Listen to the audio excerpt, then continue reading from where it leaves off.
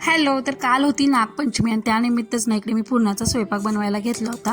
आणि नागपंचमी म्हणली ना की लहानपणीचे ना खूप जास्त दिवस आठवतात आणि लहानपणीच ना अशी खरी मजा असते की सणासुदीचे आपण नवनवीन कपडे घालून छान छान तयार होऊन झोका वगैरे खेळायला जायचो आणि घरी आलो की खेळून थकून मस्त असा आईच्या हातची ना गरमागरम ना पुरणाची पोळी खायचो. पण आता मात्र तसं काय नाही, आपल्यालाच पुरणाची पोळी बनवावी लागते आणि झोका वगैरे तर काहीच नाही. असो, गेले ते दिवस आणि राहिले तर फक्त आठवणी. तर इकडे मी पुरणाचा स्वयंपाक बनवायला घेतला, त्याचबरोबर ना गरमागरम भजी तळून घेतले, पापड देखील तळून घेतले आणि इकडे लागले मी पुरणाची पोळी लाटून घ्यायला. तर इकडे ना माझी फर्स्ट वेळ होती की असा उंडा भरून घ्यायचा आणि त्यानंतर पोळी लाटायची. तर उंडा तर सासूबाईच भरून देतात, तर मी फक्त ना पोळी लाटून घेते. तर इकडे मी उंडा भरून ना छान अशी गोल गोल आकाराची पोळी लाटून घेतली. आणि तुम्हीच मला कमेंट करून सांगा की माझी पुरणाची पोळी उंडा भरून फर्स्ट टाईम मला जमली आहे की नाही आणि छान फुगली आहे की नाही. तर इकडे ना छान स्वयंपाक बनवून घेतला आणि गरमागरमच जेवण पण करून घेतलं.